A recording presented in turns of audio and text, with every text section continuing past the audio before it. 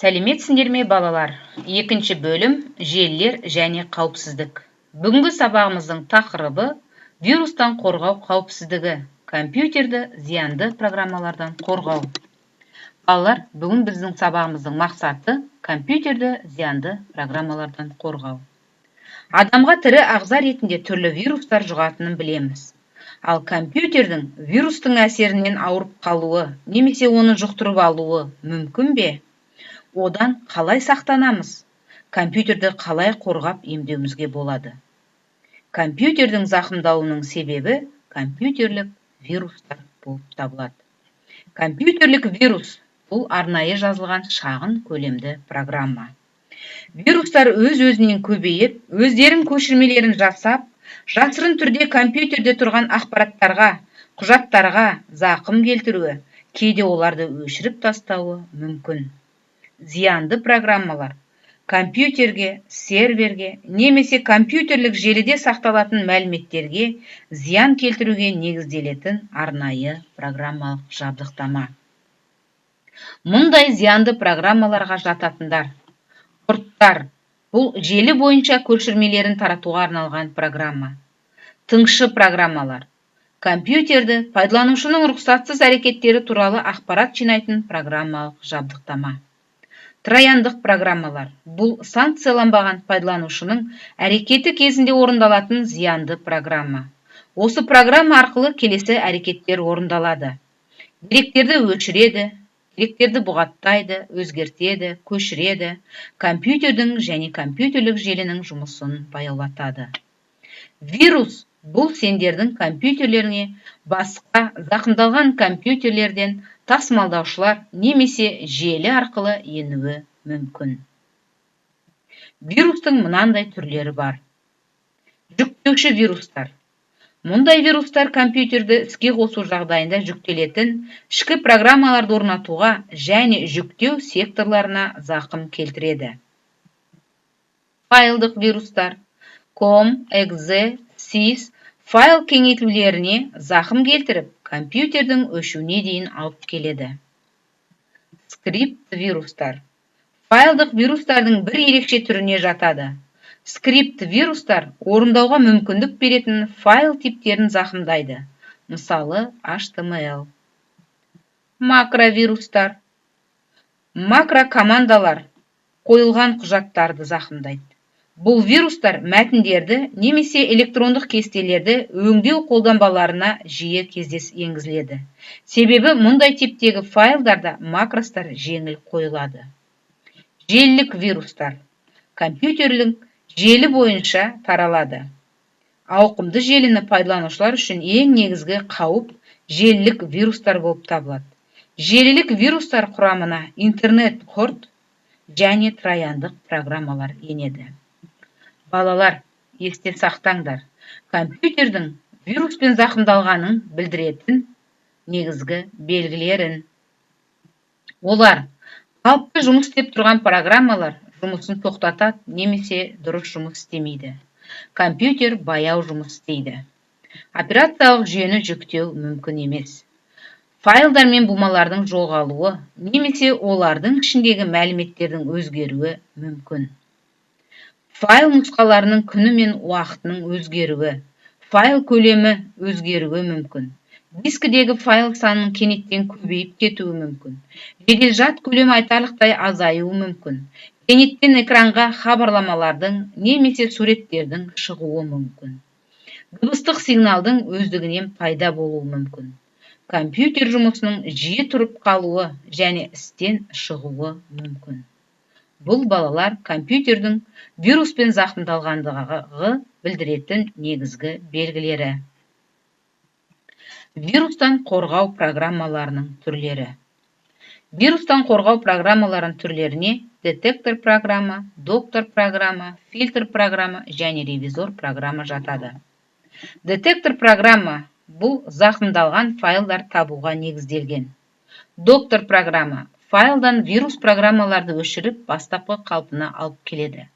Фильтр программа вирустың барын алдын ала хабарлайды. Ревизор программа вирустан белсенді әрі сенімді түрде қорғауға арналған программа. Компьютерді вирустан қорғау шаралары. Вирустан қорғау программалары көмегімен компьютерді жүйелі түрде тексеріп отыру қажет. Интернеттегі, электрондық поштадағы немесе әртүрлі тасымалдаушылардағы ақпараттарды тексеріп отыру қажет. Ақпарат деректерінің резервтік көшірмесін алу және лицензияланған программалық жабдықтаманы қолдану қажет. Енді балар,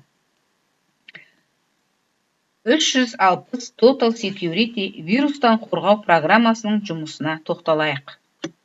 Программа 5 модульге негізделген. Avira, вирустан қорғау ядросы, Bitdefender, вирустан қорғау ядросы, 360 Cloud, бұлттық жүйені талдау, QVMI, вирустарын айқындаудың проактивтік технологиясы, және System Repair, қалыптастырушы құралдар жиынтығы. 360 Total Security вирустан қорғау программасы нақты уақыт аралығында зиянды файлдардың барлығын тексереді, вирустан қорғау сигнатураларын күнделікті толықтырып, қорғалатын орта объектілерін талдап отырады. Енді балалар, тәжірибе жасап көріңдер. Көпшілікке мәлім вирустан қорғау программаларын талдаңдар. Интернеттен 360 Total Security атты вирустан қорғау программасын табыңдар. Компьютерге осы программаны жүктеңдер. Жүктелген программаның көмегімен компьютерлеріңді вирусты жан-жақтан тексеруден өткізіңдер. Мына сұрақтарға жауап беруге тырысыңдар. Жүйедегі қажет емес объектіні қандай модульдің көмегімен тазартуға болады? Құрылғының жұмысын жылдамдатып жақсартуға бола ма? Вирустан қорғау программаларының атқаратын қызметі жедел жадпен жүктелетін диск секторларын вирустардан тексеру, жеке файлдарды вирустардан тексеру. Енді балалар, бүгінгі өткен тақырыбымыз бойынша тапсырмалар, білу және түсіну деңгейінің тапсырмалары. Бірінші сұрақ, компьютерлік вирустың пайда болғанын қалай білуге болады? Екінші тапсырма, вирустан қорғау алгоритмін құр. Төменде берілген алгоритм жолдарын пайдаланып, дұрыс алгоритм құруымыз қажет.